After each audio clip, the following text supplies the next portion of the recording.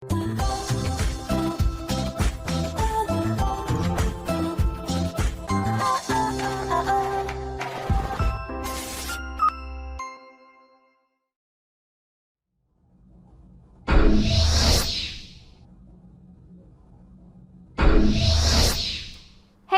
what's up you guys? After Show Reaction. Today I'm going to be reacting to some more Stargate SG-1. Today we're starting season 7 of the show. Could you believe it? Like, really? Did you really think that after like the movie was selected, or even like that pilot episode was selected, did you think I would be here today in season 7? 7 seasons in. I'm just saying. Yeah.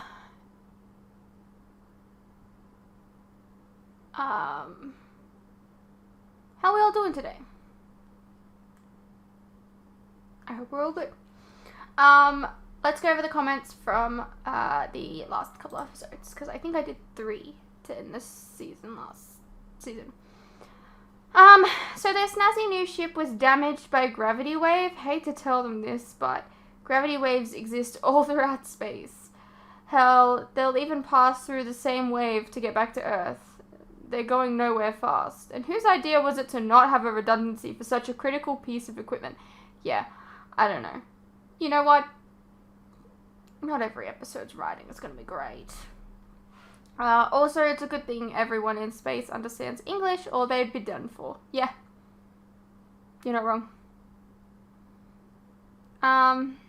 If my memory is correct, this episode came about because someone in the writer's room said they think it'd be cool to do a recreation of digging up the Stargate in a desert, then raising it up like in the original movie. Brad Wright liked the idea and the story was written around that moment. Oh, okay.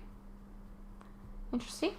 Also, I liked when Ronson told Sam to cannibalize parts for any other part of the ship to repair the buffer.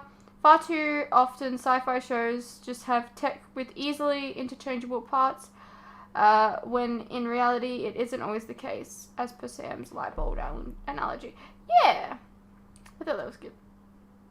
No need to read this comment out loud. Well, I'm going to anyways. When I can see if the new dress looks very nice. Oh, thank you.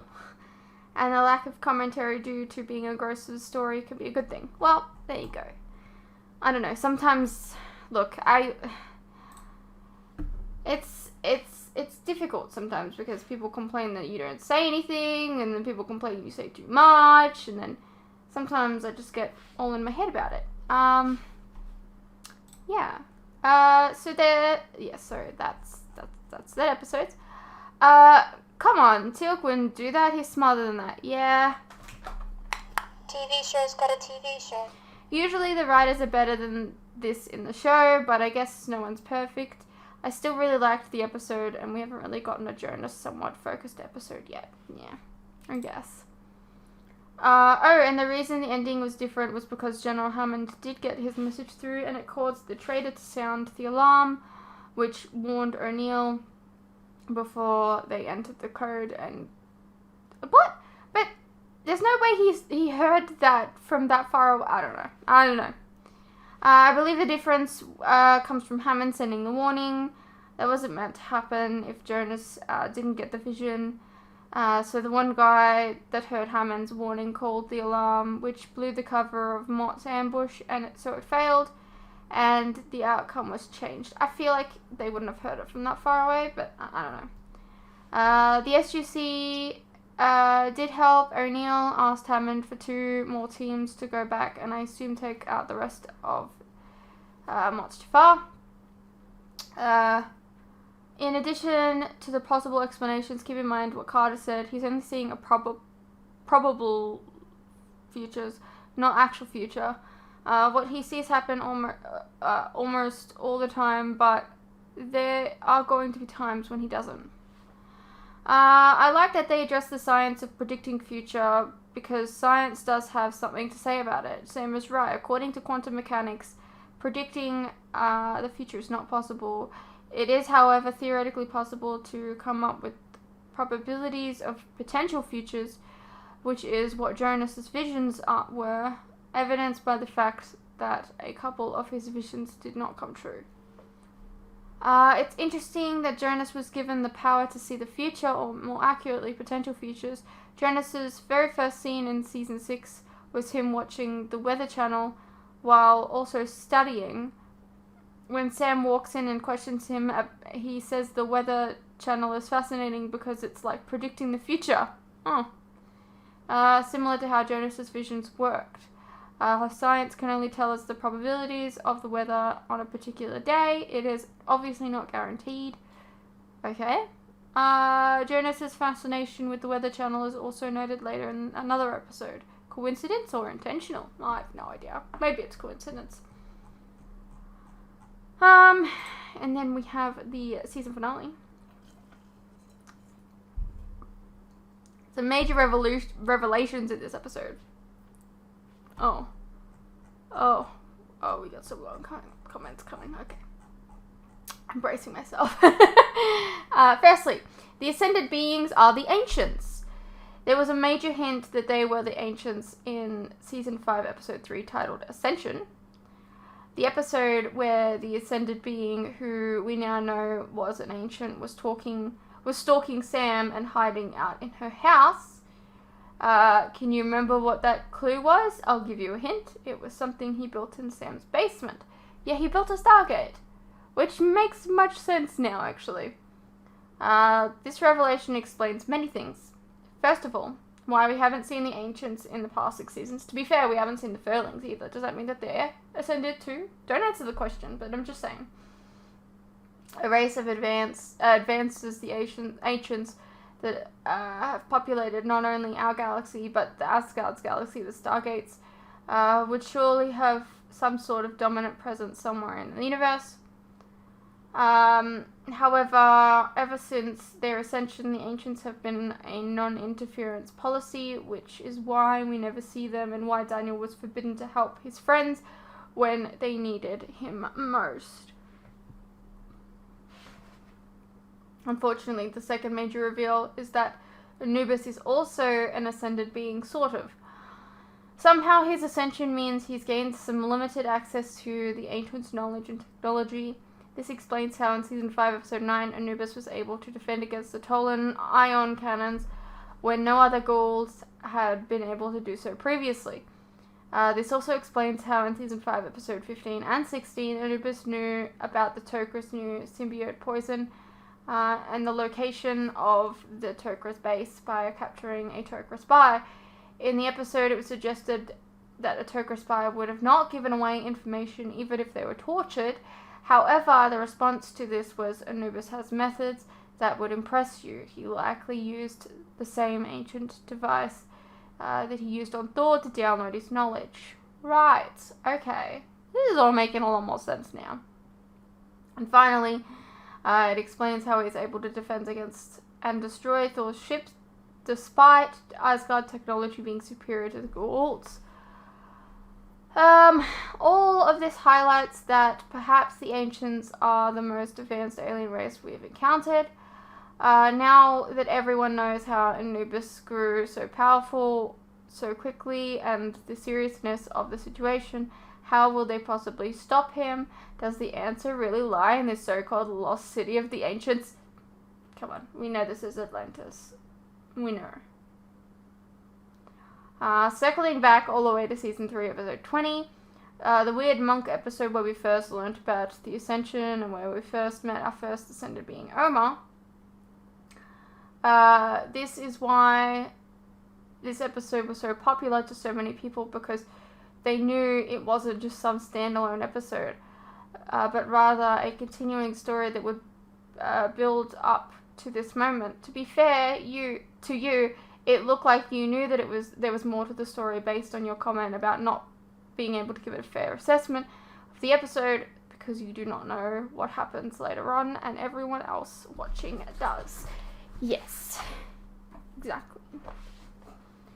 I remember people being upset with me about it, and I'm like, well, I'm sorry.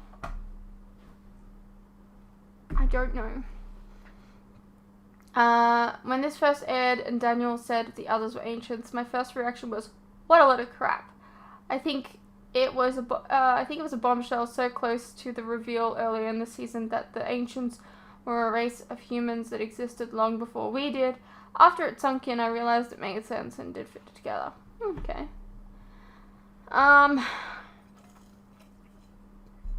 You keep harping about him intervening. Here's the thing, Oma's group, of which Daniel was a member of, don't follow the rules. They can get away with breaking a few of them a little bit, but if they go too far, the other ancients will go after them. If they only break them a little bit, they won't directly stop them. It doesn't mean that they aren't being punished in some way.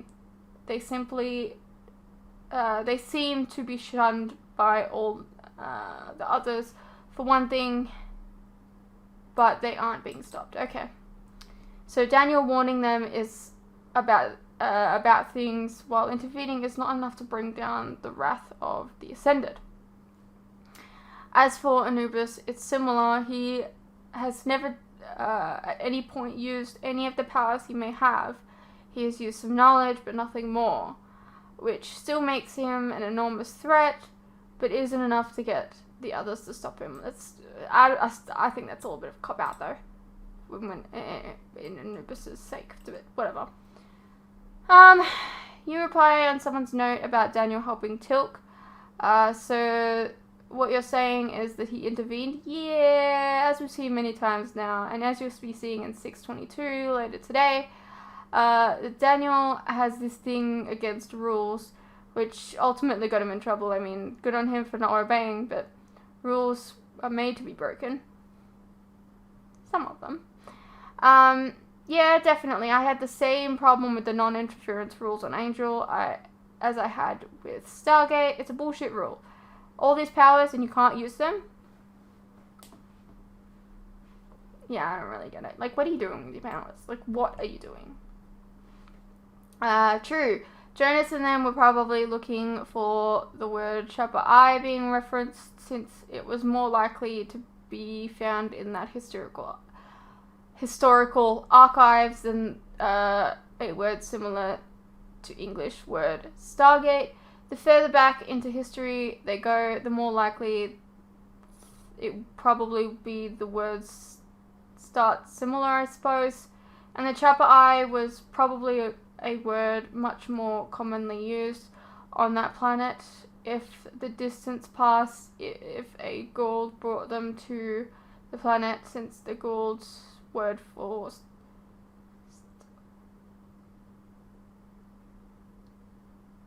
malfunction. Okay, so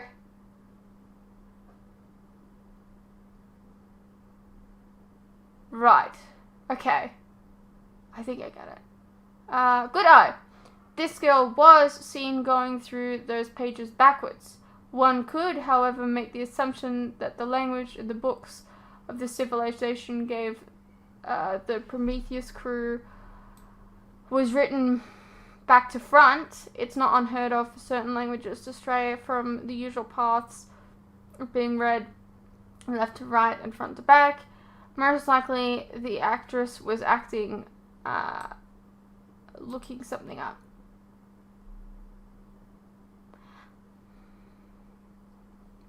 I don't even remember that happening. The bald dude in 620 was staging a coup. He seized control of the planet's military, which was an easy thing for him to do since he was control of said military. So no, he wasn't in charge. He was being a xenophobic dick, and that's all.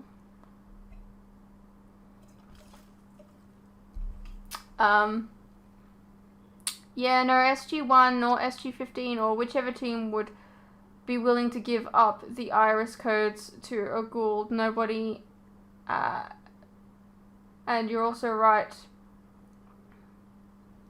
I don't think a blast from a staff weapon would get through the control room window that easily. They'd have made that window blast proof by now, given that this isn't the first time we've had staff blast come through, but you know. TV show's got a TV show. I gotta get some like artwork done or something like that to do with that, because I use that a lot. True, they took the whole vision thing too far with having Tilk run out into the open to save someone in the middle of battle. That and having Tilk get shot. Obviously, he wasn't going to die. I mean, yeah, but like, it just didn't feel realistic. I don't know, to his character. You don't just blurt out your orders and stuff over the radio. The SGC probably has a certain protocol in place to get in contact with their off-world teams. Something to do with secret codes to make sure they're not under alien control. This episode was stupid. Yeah, there was a lot of stupid things in that episode, I'm not gonna lie. I'm not saying it was a bad episode, I'm just saying it was stupid. I'm sorry if that offends people, but I'm giving my honest opinions about these things. An episode can be stupid, but also still good. And enjoyable. Just saying. So, knowing the Jonas had a premonition about the SGC getting attacked after SG-15 sent their iris code, Hammond still decided to keep the blast doors to the control room window all the way the fuck opened. Another writing fuck up. I feel that shit would be closed. I don't know, man. I don't know. The outcome may have been different since before O'Neill and Tilk left again, they knew that Jonas saw something wrong. With the knowledge that they started asking questions on the planet which they could have changed the course of the future Jonas predicted. Added during editing, the way Sam explained it to Jonas, if you could know the position and velocity of every particle in the universe at any given moment, you could accurately predict their interactions for the rest of time. She follows it up with a contradictory theory that says it is impossible to look at the subatomic particle and know both where it is and where it's going at the same time. The more accurately you fix its position, the more uncertain you make its velocity and vice versa. The best we can do is calculate possibilities. And then says something along the lines of, so I'm seeing a probable future? To which Sam replies, maybe. So to dumb it down, Jonas only saw possible outcomes, very accurate outcomes, but still only possible ones, and also keep in mind he misjudged the vision he had with Sam, and I suppose that is why O'Neill and them didn't die off-world. I don't know.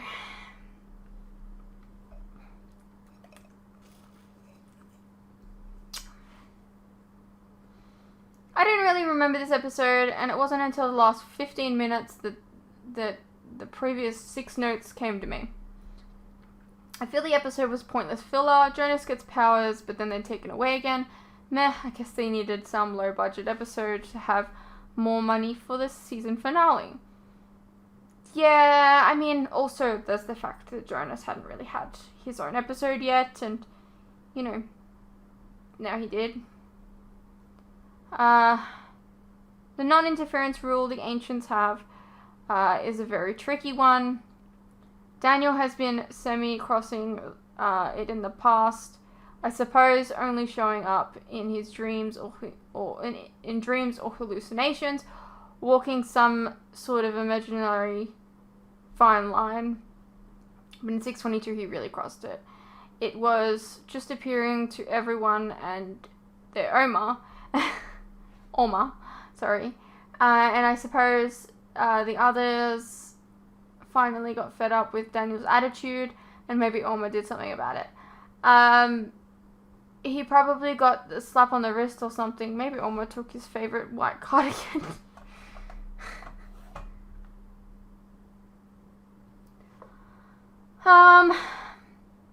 O'Neill, obviously we can't match forces with the Nubis, but apparently the Aberdonians are willing to back us on this one. How did that not get a laugh out of you? Imagine being at the meeting between the SGC, and the people of Abydos. Skara with a straight face. Don't worry, O'Neill. My people will keep you safe. His people, who are armed with spears and ride around on space cows, most likely. I find that absolutely hilarious to think about. Yeah, no, you're not wrong. I guess I just wasn't picturing that in my head at the time. Yeah, O'Neill says he's seen Daniel. Tilk says he's also seen him. Sam, it's like, really? Major FOMO reporting for duty. Major duty. Or Major FOMO. Whatever. True, it is a bit quick for Hammond to be like, well, if Daniel said so, then the mission is a go. For all we know, it could be some alien force pretending to be Daniel. But sure, let's just go with it. I mean, at this point, that's where we're at. Snort. Yeah, Ra just had his entire mural where he spoke about the power of Ra and the size of his domain. I can see how easily it can be confused with, well, you know, and now I can only picture what you said, what you would write in this situation. A picture of a mural full of dick figures disguised as hieroglyphics.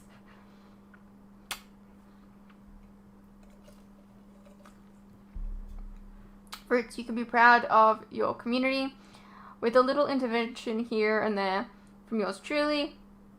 They managed to refrain from spoiling you. True, the ancients are the others. Daniel's kept talking about ascended beings. Omadasala, Orlin, Dutu put the Stargate in Sam's basement. Not a euphemism. Ayana from the Frozen episode. They are all ancients. Remember how Ayana was suffering from a plague at the Antarctic base where she was found frozen in ice? Stargate has a great way of building up their lore over the course of the show. 622 was another high point of the backstory of the ancients. The Asgard in the fifth race, 215. The ancients moved on from our region of space long ago, and now we know where they went. They ascended. Right. You're right. Does that mean that they died then? I don't know. Because I'm under the impression that you have to die to ascend. I don't know. You're right. I do believe it's been stated that you need to be a good person to be able to ascend. You got confused, and while you were speaking out your confusion, Daniel explained Anubis learned to ascend, and that must have tricked the ancients into letting him. The others didn't want him, so they tried to cast him out, but somehow Anubis managed to stay partially ascended. This is how he's so much more powerful than any Goa'uld, and how he's still somewhat knowledgeable when it comes to the ancient technology, since he probably retained what he learned. You might ask, why doesn't he know about the Lost City then? As Daniel said, ascension doesn't make you all-knowing. I suppose Anubis never knew about the Lost City of Atlantis. Anubis's mothership most likely looks different, not only to distinguish it from the rest while we see it in space with other motherships, there's probably also the story-wise reason that it's essentially a ship upgraded with ancient tech capable of destroying a large part of a planet's surface. Well, there you go. Omar did interfere, yeah, and for some reason, a reason not even Daniel is aware of. As he stated in the beginning of the episode, the ancients let her do what she does. The people of Abydos are safe, and thanks to her, and in part Daniel too, I suppose. As I said in voice, this was one of my 3 favorites of Season 6 overall. Season 6 is what I believe to be considered the lowest rated by most people, which I suppose you could say, you could see as good news. I'm looking forward to whatever comes next and to be able to discuss it with you further. Yeah, I mean, if that was the lowest rated season, I mean, it wasn't too bad. I'm not going to say it was, like, the best season. I don't know if we've had, like, a best season yet. They've all been pretty good. I don't think I have a favorite yet. Maybe when we get to the end of the show, I'll be able to say what my favorite season was. Yeah, so I'm looking forward to this season. So yeah, let's get into it. The new animal took a look around and immediately went and chose a place next to the laziest, greediest beast in the stable. When the master saw this, he put a yoke on him at once and took him back to the merchant. Heard this one already. As it lost its meaning. I mean, you told it just now on the way down to the water hole. Is he like just continually going over and over the thing? Oh, okay. Pilot's wife? Daniel? Maybe? I don't know. I feel like they could have been Daniel. Who are you? It was. I don't know. Amnesia! Really? Really?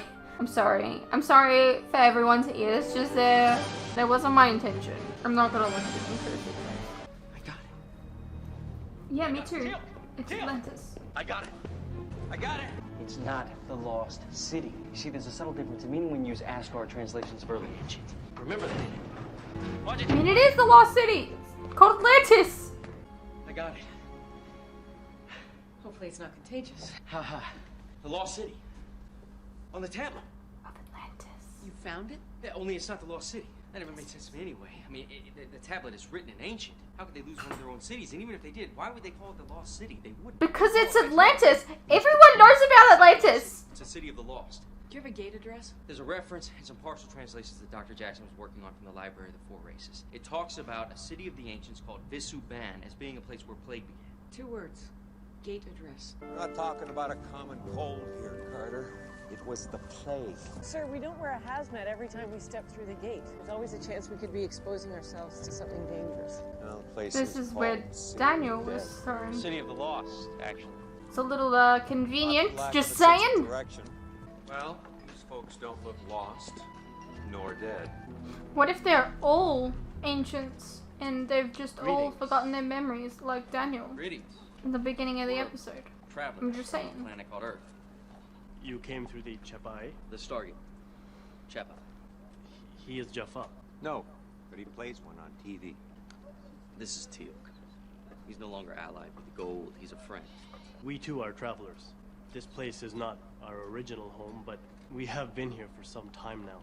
If you wish to lay claim... No. We just want the opportunity to learn more about your people and take a really good look around these ruins. Colonel, we found something you might want to see. Daniel? Aram. Aram? That's what we call him. It means naked one. That's how we found him in the forest 2 moons ago. Seems he doesn't remember who he is. Daniel? Classic amnesia. It's okay, it's me. Do you not recognize us, Daniel Jackson? They just said he doesn't remember. Not even me? Please leave me alone.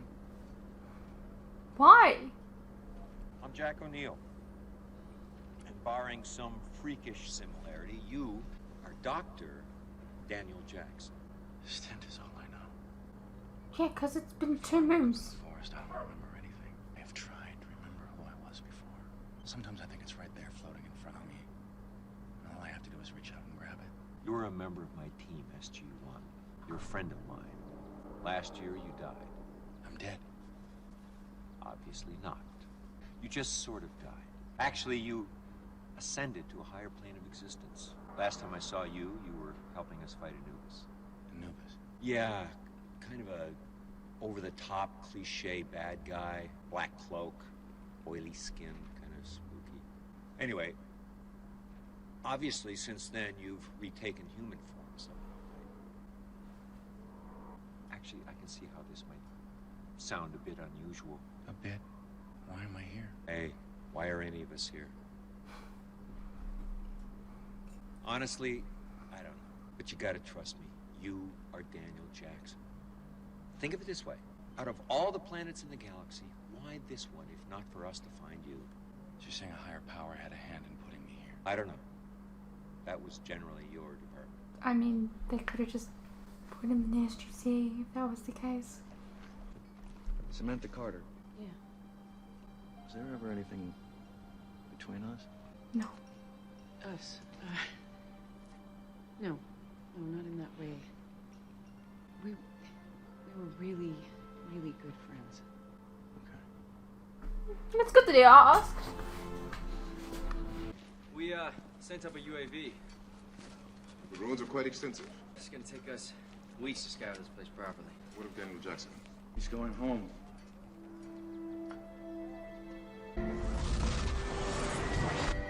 Welcome back, Dr. Jackson. Thank you. Thank you very much. You have no memory of who I am?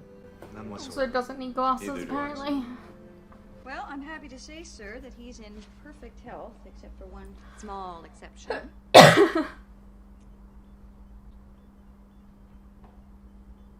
Wow, that's different. You recognize me now? Has her hair always been that way? Oh. Never mind.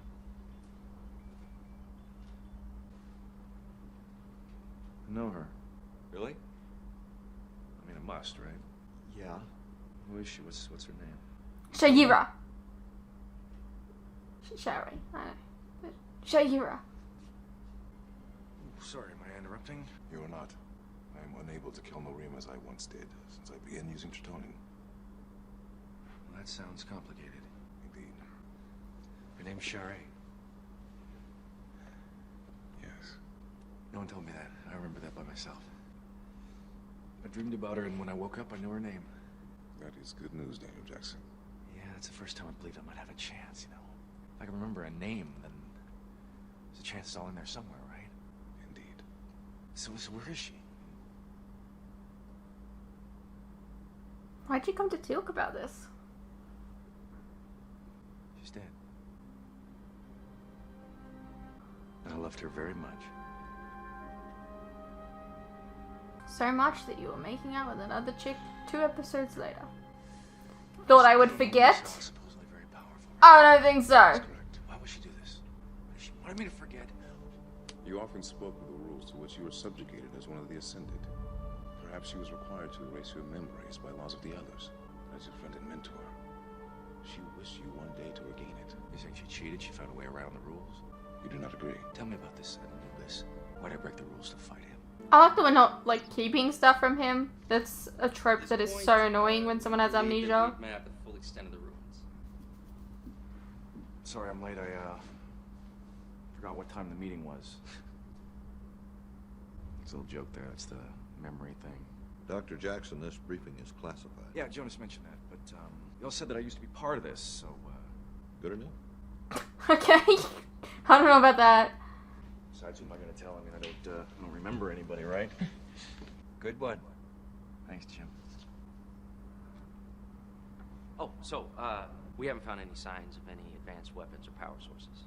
I mean, the original name of the city is Visuban, which does translate as place of great power, but there's no indication that we're gonna find any means of defeating Anubis there. You're not. It's not the Lost City. How do you know? Because Jonas translated Lacoon to mean of the lost. Yeah, but that's how we found The wrong place. the translations in your notes. Also wrong if these are the ones you mean. I mean, I was way off. Well, how do you know that? I don't know. I know what the tablet says.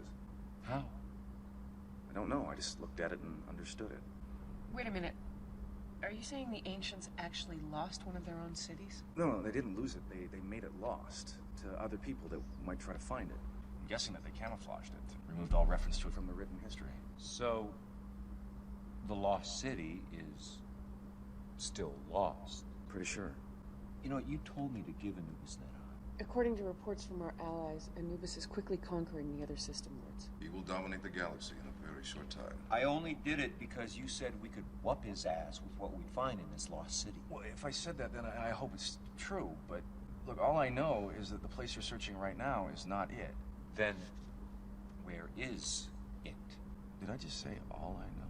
Everyone turn away. I want no witnesses. You said that Anubis was partisan, that the ancients tried to send him back to our level of existence, but failed, and now he's trapped somewhere in between. Yeah, so I've heard. Anubis wouldn't know everything there is to know about the ancients then, right? Otherwise, he would have already found the lost city or... Look, I know I was able to read that tablet. No, I'm just thinking out loud here. If Anubis were to accidentally find the tablet, chances are he's not going to make the same mistake I did. I don't know. But if we were to make a replica of the tablet, change what it says. Why?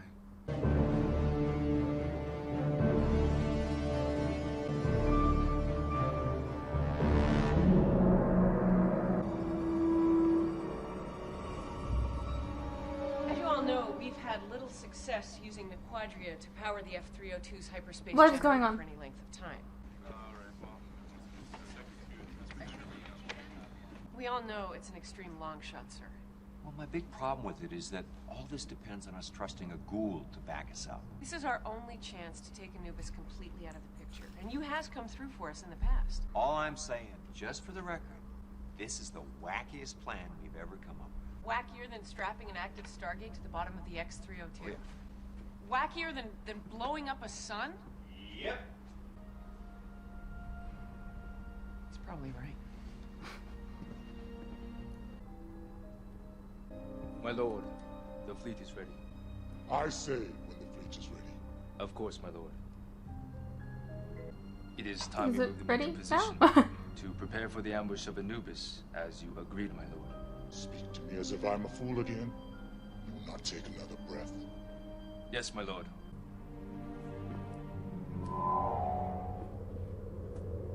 Move the fleet into position. That's your son.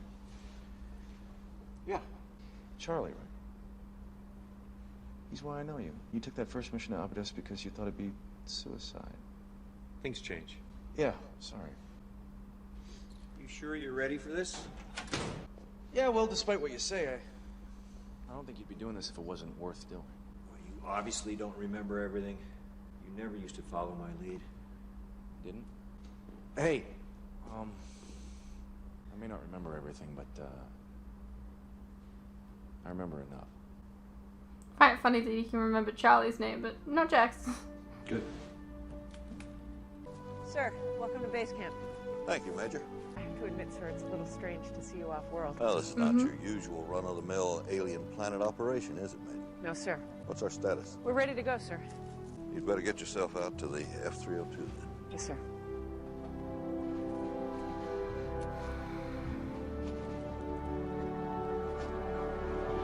Airstrike, this is command base. You were a go for takeoff. Yeah, I thought we were going with Red Leader on this one. All systems go, sir. Command, there is one more thing. Colonel, Major, Godspeed. All right, that's better. Thank you, sir.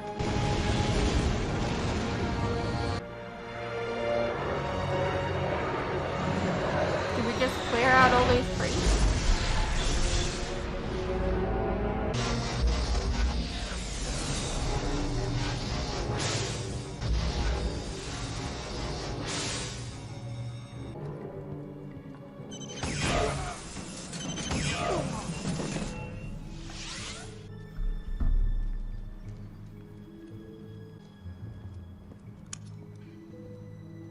Good luck.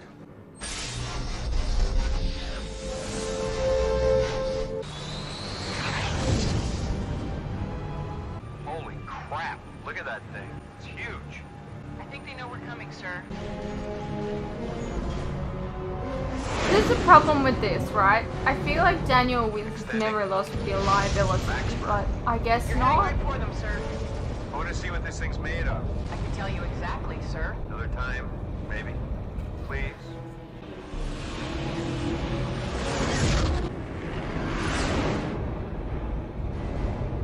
Box 4-2.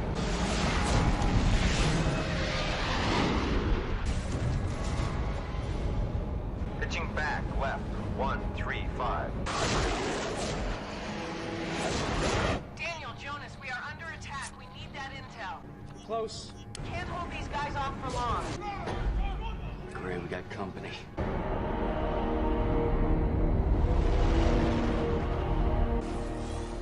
My lord. Take the fleet to Shodawa. My lord, that is across the galaxy. We are in position to ambush Anubis according to... Do not question me. I am your god. Do as I say. You cannot. I have no choice. Take him to a holding cell. If you abandon this opportunity to eliminate Anubis, you are dooming yourself and your master as well. I must do as my god commands. My lord. Our ground troops have confirmed that there is a human base on the planet. Search of the city. No energy signatures. Alright, that'll hold him off for a while. That's it, I'm in. This may take more than a little while. Okay, do some kind of, keyword search? Yeah, for what, Achilles? Well, that's good. I'm glad to see that your memory's finally coming back, not to mention your razor-sharp wit, but why don't we try something like, power core venting? That's it. Jack, Sam, we got it. Transmitting data.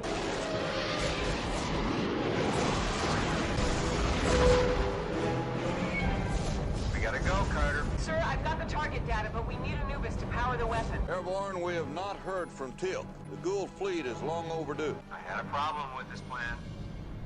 My lord, the attack vessel continues to elude our gliders. Send in another squadron. I do not believe what you are searching for is here. I agree.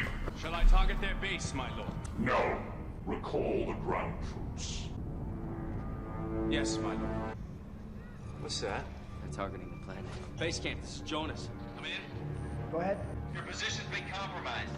The Stargate is being targeted. Repeat, the Stargate is being targeted. An aqueduct will amplify the blast. Roger that. Evacuate all personnel.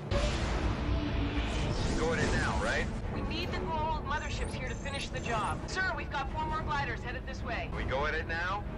Activating hyperdrive. Standing straight up.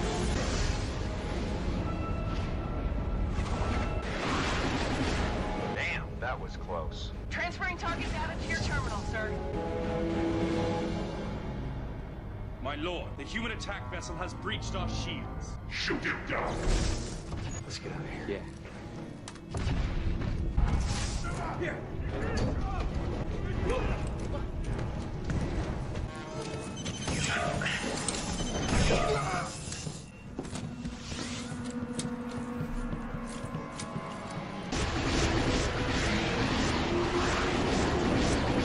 Target is locked. Box 4-2.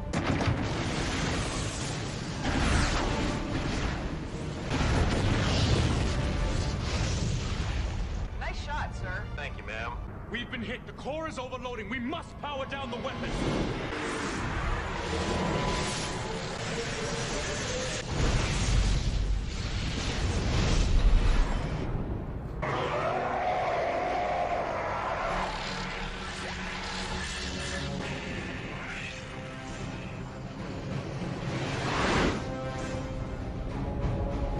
Daniel, come in. Do you read? Yeah, still on the ship. Hey, congratulations, I think you guys hit the mark. Thanks. It was fun. We'll wait until Anubis' ship clears out and rendezvous with you at the Stargate as planned. Yeah, as far as that goes, we may have a little problem. You will suffer greatly.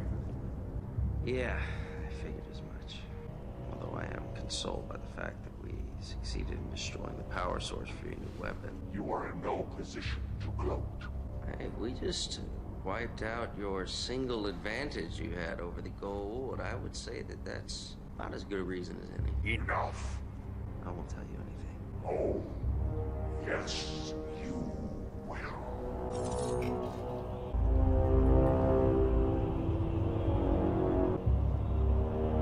To be continued.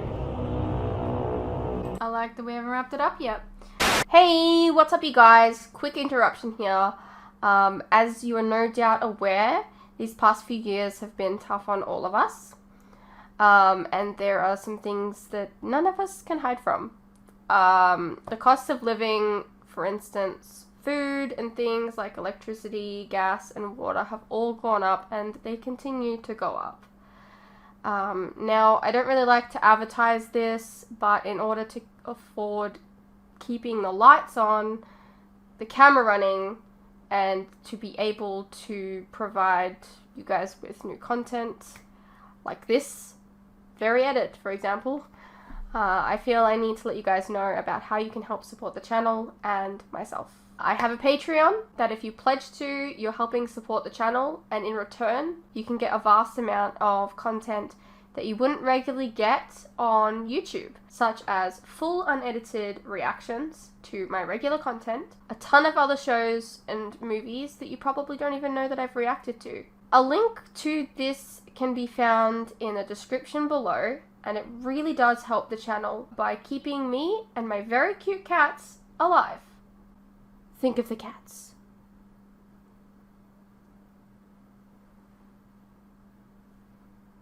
If you're interested, you can also check out our website, which is also linked below. Perhaps there's some shows and movies there that you didn't even know that I reacted to, but you always wanted to see. Please know, pledging is entirely your own choice, of course. You're welcome to stay here on YouTube and wait for the edits to come out. No worries. I'm not going anywhere. More edits are coming. I understand not everyone is in the position to support creators, but any help is welcome. Anyways, thank you for your continued support, whether it's through YouTube or on Patreon. You guys are the best. Now please, enjoy the rest of the video. Alrighty, well that was season 7, episode 1. Okay, so, looks like we have Daniel back and he's slowly regaining his memories. I don't know. I don't know how long we're gonna have him back for. Or if this is a permanent thing. I also don't really, like, it kind of lost me midway through the episode when they were, like, making a plan. I don't really, sorry, I missed something, I think. I don't know. I'm sure you guys will explain it to me. I'm having an attack of the stupid, apparently. Yeah. I hope you guys enjoyed. I'll see you in the next one.